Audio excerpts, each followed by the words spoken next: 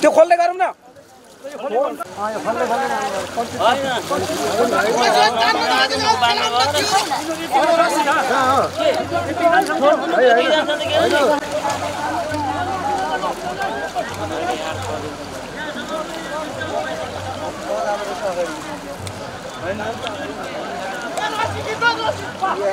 पारी मध्ये काय मनुष्य पारी पारी पारी भन्न पर्यो पारी कोही भ्या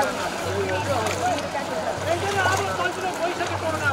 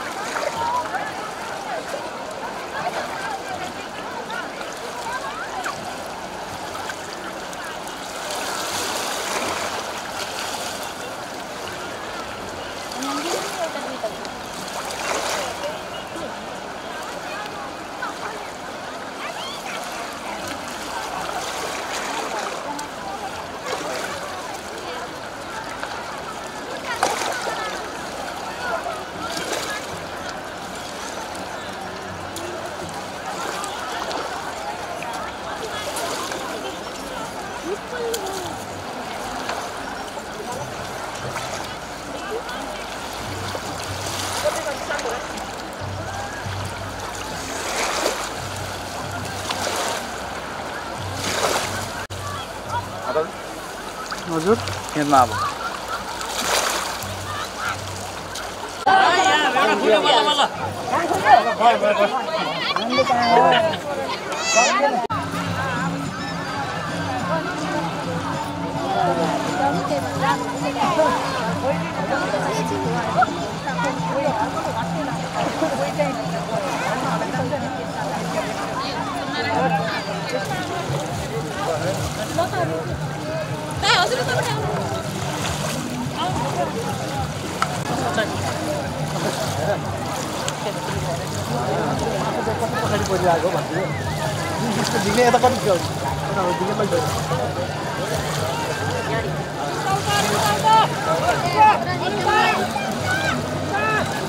आराम से आकर आराम से हाइट तेरी का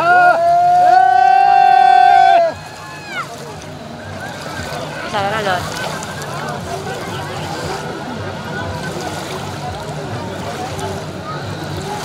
तल दिने बगाई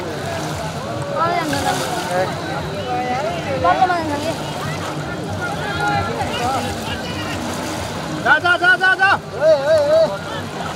के भयो कोशिश छोड़ देने यार वो छोरा मत अगर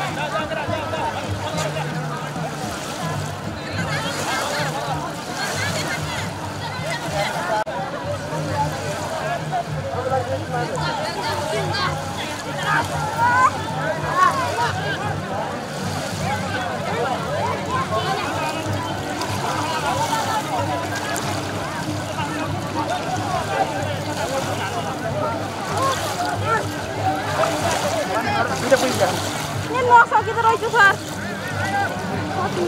Mana ini?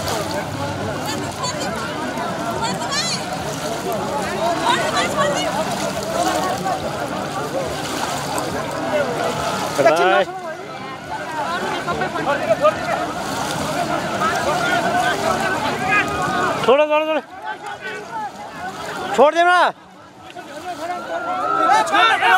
छोड़ने ये बाला छोड़ो छोड़ो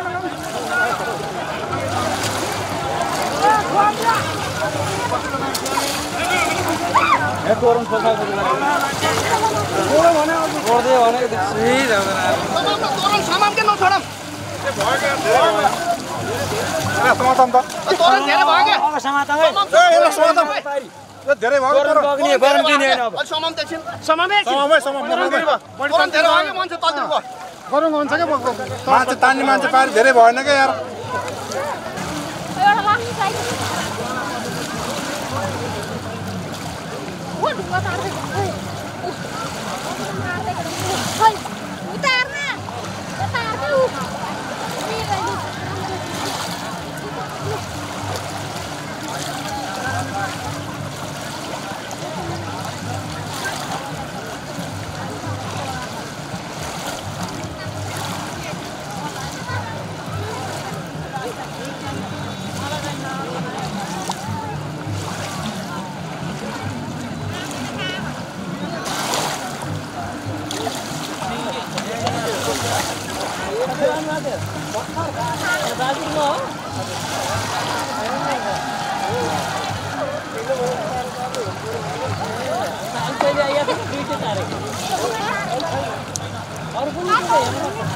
ल खै नि हो गाडीमा मर्ने हो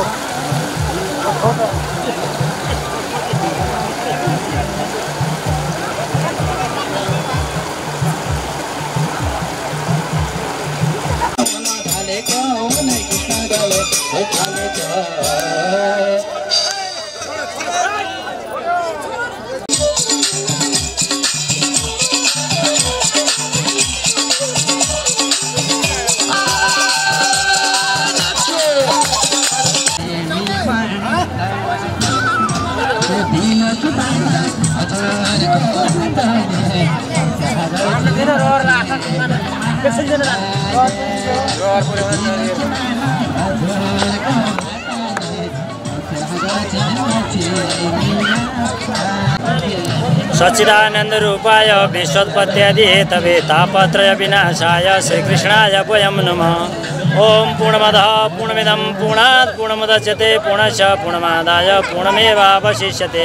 सर्वे भवन्तु सुखिनः सर्वे सन्तु निरामया सर्वे भद्राणि पश्यन्तु मा कश्चित् दुःखभाग् भवेत्। हरिशयनी एकादशीदेखि हरिबोधनी एकादशीसम्मको यो समयलाई चौमासा भनिन्छ। आज हरिबोधनी एकादशीको दिन हो।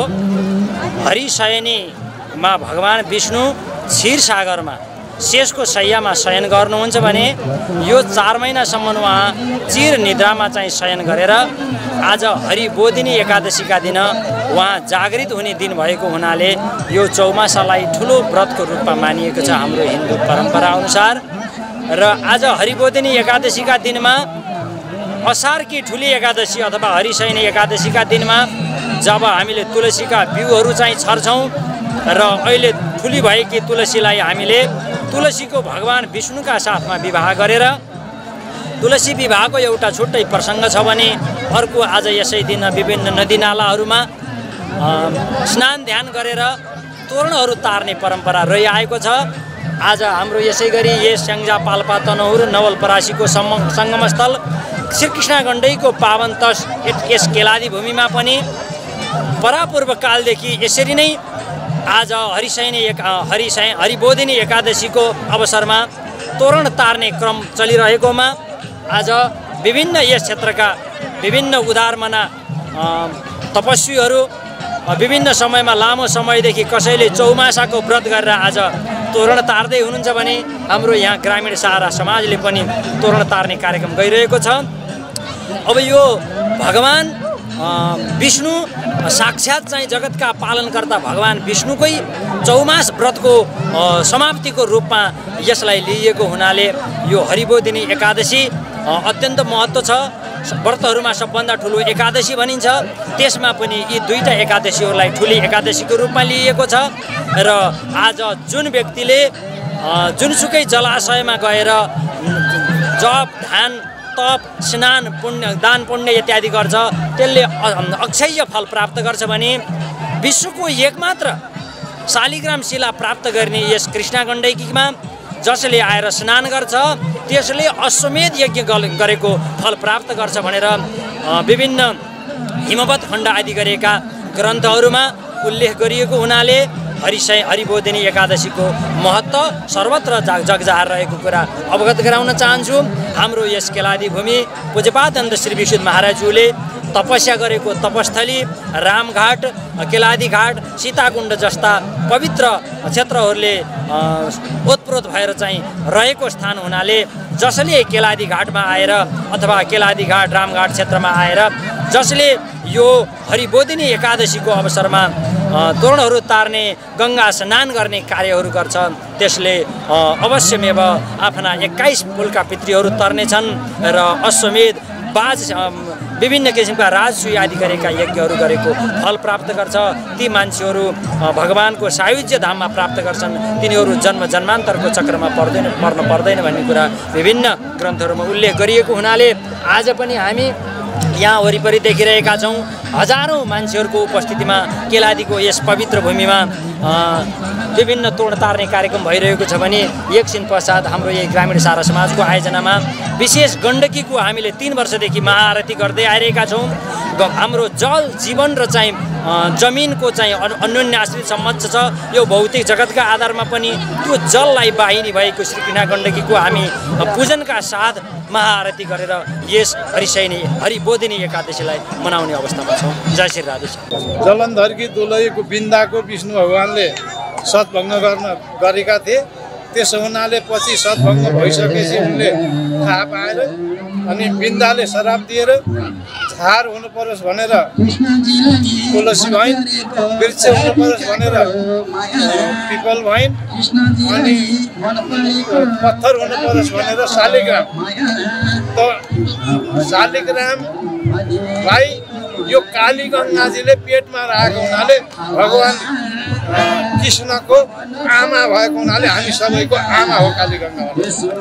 हामीले यो सधैँ जस्तो यो पुरानो धेरै पहिलादेखि लाग्ने यो एउटा मेला र यो विशेष त कालीगण्डकीको छुट्टै महत्त्व छ। यो वास्तवमा यो कालीगण्डकीमा एकादशीमा तोरण तार्ने भन्नाले यो कालीगङ्गालाई माला लगाइदिने भन्ने कुरा पनि यो प्राचीन कालमा जोडिने हामीले थाहा जानेका छौँ। र हामीले आज यो कालीगण्डकीलाई एक माला चाहिँ लगाइदिएका छौँ। यसको धार्मिक महत्त्वलाई बचाउनको लागि, यसको पुरातात्विक महत्त्व, धार्मिक महत्त्व र सँगसँगै सांस्कृतिक महत्त्वलाई पनि बचाउनको लागि हामीले यो कार्यक्रम गरेका छौँ।